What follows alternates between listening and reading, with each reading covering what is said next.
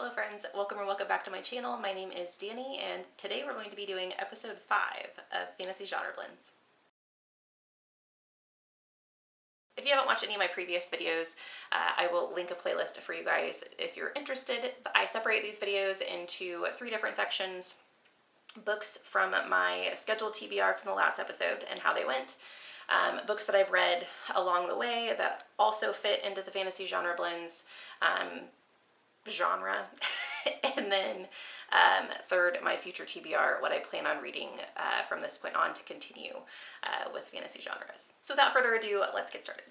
The 3 books from my previous TBR were Monsters We Defy, the Encyclopedia, or Emily Wilde's Encyclopedia of Faeries, and the Ballad of Black Tom. And I have read all 3 at this point in time, and so we'll talk about those now. The Monsters We Defy was my fantasy mystery pick, and this book is set in I think it's the 1920s. To be honest, the only thing that definitely made it apparent that we were in like historical was some of the like club scenes that they had, and definitely the language, the racial divide in America was apparent, but they didn't seem to really focus on that time. Like I feel like there were a lot of things that were done in this book that could have been done in modern time. So I don't think that if you're nervous because you're not maybe a historical fiction person and you're nervous about it, I wouldn't be at all, because I think that it was definitely something that added a little bit of atmosphere to the book, but it was not something that's an overlying piece of the book. So in this book, you follow Clara. I can't remember her last name, but she was born at kind of an odd time in an odd way, and this has opened her up to being able to talk to, what does she call them? She calls them enigmas. And so she also, because of this gift, so she's an adult primarily throughout this entire story.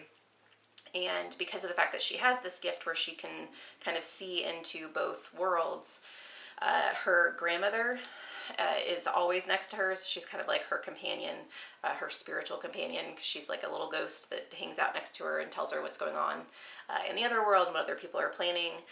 Her grandmother's very cantankerous, so she's kind of a fun element. But Clara is asked to help people reach into the other realm and perhaps give other people deals.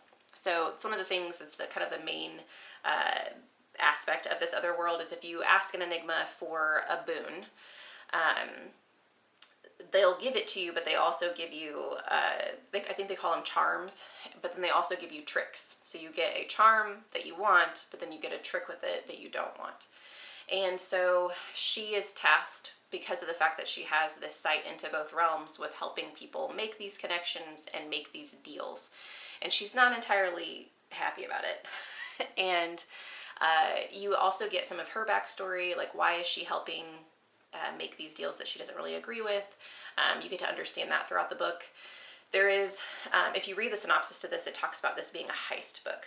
And so very early on in the story, you find out that something odd is going on. There are people in the town that are going missing, and there are also people in the town who seem to have lost all will to live. Like they just kind of become zombified.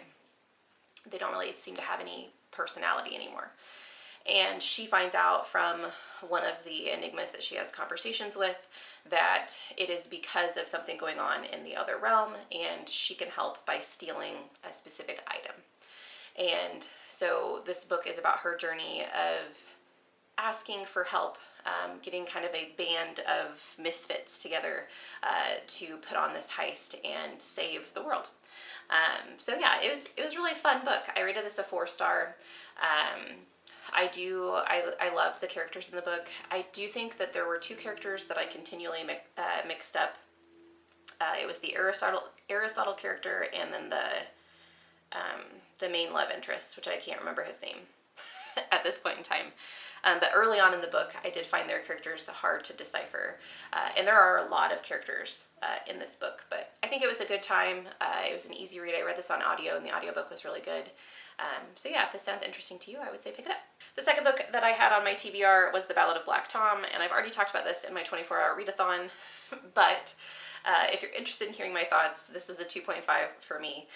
This is a very, very short book. I think the audiobook was 4 hours maybe, and it's about a man named Tom who carries around a guitar case, and he the very beginning of the story, he's a normal guy who there's a magical realm or a dark realm that he has been involved in, and he sells artifacts to well-off people. It is set in a time of racial divide in the country, and he gets in trouble or gets asked about being in certain neighborhoods at certain times, and it's about his progression into, I don't want to call him a villain, but I don't want to give too much away either because the book is very short. So maybe I'll just leave it there. It's his story. It's Black Tom's story of tragedy and how he deals with it and what happens to him within this magical realm.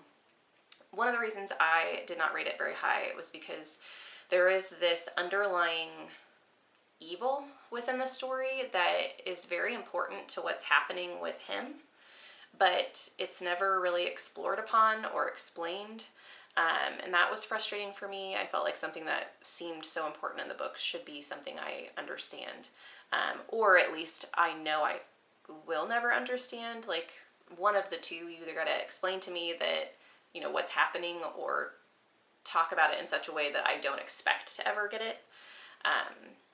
And then I don't know, I feel like I talked about this in the 24-hour readathon, that the author of this book is also the author of The Changeling, and I feel like everything I pick up from this author is just very heavy. And I don't mind reading dark books, but I think I'm very picky about what the writing style, how the writing style, I guess, impacts the story, because I just don't want to get sucked into darkness. Like, I don't want to read a book and just be left in despair, if that makes any sense. So yeah, I think that this is definitely something I might consider reading again in the future, because I've already read it once. Maybe upon reread, it would be a better read for me. And the third book from episode 4 was Emily Wilde's Encyclopedia of Faeries. So you guys have probably already seen the addition to my bookshelf, and I talked about this on one of my recent videos. I absolutely loved this book.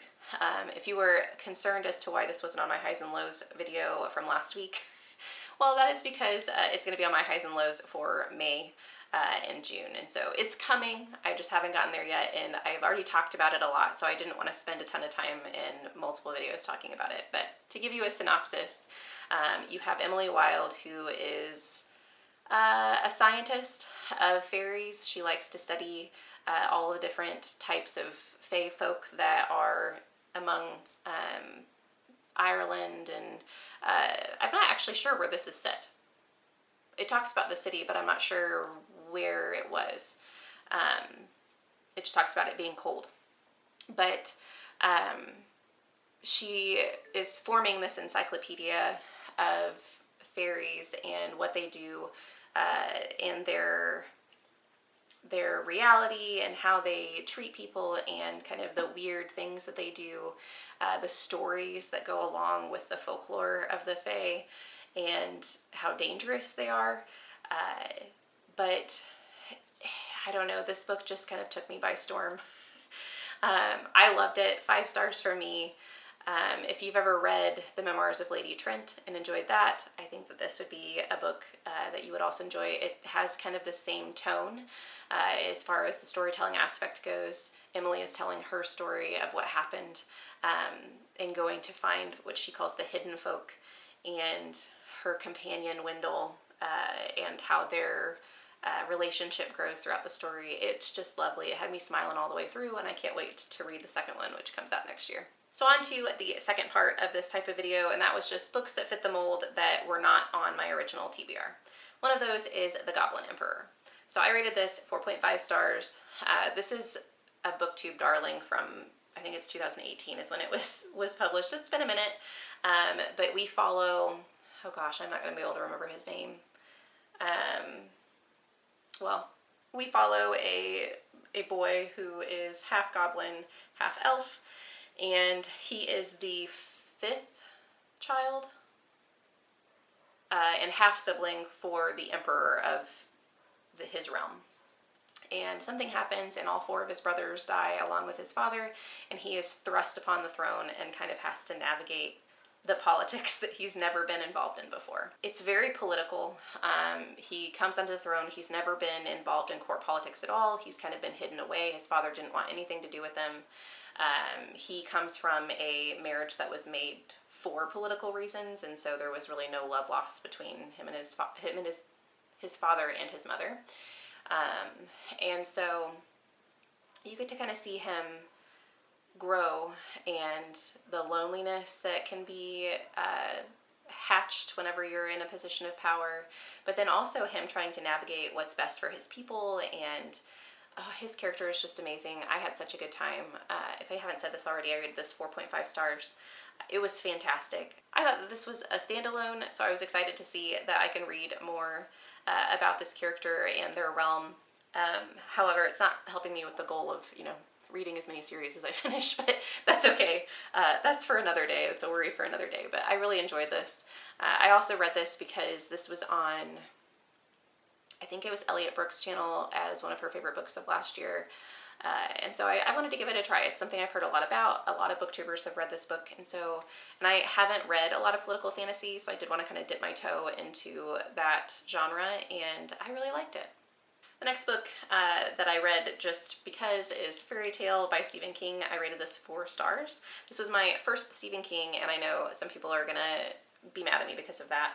I've never picked up any other Stephen Kings, mainly because a lot of the ones that interest me are very large and intimidating. And so I wanted to pick up a Stephen King that was more in my comfort zone. So this is fantasy. It is fantasy horror. And so it is a genre blend of fantasy. In this book, you follow a boy who's taking care of an elderly man and his dog, who is also elderly. And within taking care of this elderly man, he discovers another world and is kind of thrust into this other world without really a lot of guidance, and he has to figure out where to go and what to do and how to help. And so I really enjoyed this story. My favorite character is Radar, which I'm sure that everyone is going to say the same thing. It's the dog. I loved the dog. I thought this was a really fun read. I do think that the first 50% of the book is much stronger than the last 50%. So the first 50% really isn't fantasy at all. It's just forming the relationship between the boy and the older man, and talking about like what's happening within that relationship and building those characters up. I guess I can't say that there's no fantasy, but it's definitely light on the fantasy within the first 50%. And then once the other world comes into play, it is really fun. I think that seeing the other world and what's happening and the mystery that is happening in this other world that the boy is trying to figure out was an interesting piece. I just think that I don't know if it was handled with as much care as the first part of the story was, with the character development within that portal world. But anyway, it was a good book. I enjoyed it, so I look forward to picking up something else from Stephen King in the future. Now on to the third section of this video, which is my future TBR, the books that I plan to pick up. One of these I've already talked about in my May TBR, and that is Helm of Midnight, so I won't talk about it much here. It is a world where they have masks. One particular mask called the Mask of Midnight contains, I don't know if it's the soul or the essence of a serial killer. It goes missing and bad things start happening. So I'm interested to see this fantasy horror and how it plays out. The next book is Fox. I think that's how you pronounce it. I have a picture of it up on the screen, so hopefully you guys, I don't know if I'm mispronouncing it, I apologize. This was a recommendation by Jenny Chastain, and it was so long ago that she made this recommendation. I'm just now getting to it, so I apologize, Jenny, but I'm excited to get to this. This is a historical fantasy, and I honestly didn't even read the synopsis. I am just taking it on recommendation and hope that I love it. Book number 3, All the Birds in the Sky. So this is a sci-fi fantasy blend, and I typically don't do that because I do think that sci-fi and fantasy are so close that I tend to, with my genre blends, I want them to be things that I don't typically read. But I just couldn't resist after I read the synopsis of this, really just the first sentence of the synopsis. You have 2 children, one of them is a mad scientist and one of them is a witch, and they're friends, and then this book is about what happens to them when they're adults. And there was a comment made on a Reddit about this book that it pits sci-fi and fantasy against one another. And that's all I need to hear. I'm excited to pick it up. So maybe a fantasy sci-fi will be something that I add to my list of genre blends that I want to continue to put in these episodes. Speaking of which, if you guys have any recommendations for me, I'm always looking for so fantasy mystery, fantasy historical fiction, fantasy horror, any fantasy / some other genre. Please send me your recommendations. I have a list that I keep and I pull from, and sometimes I run out of ideas, so if you guys have any that you just loved and you think I would enjoy, put them in the comments down below. I'd love to hear from them, or I'd love to hear about them. Thank you guys so much for watching this video. I hope you have a lovely evening, and I'll see you in the next one. Bye!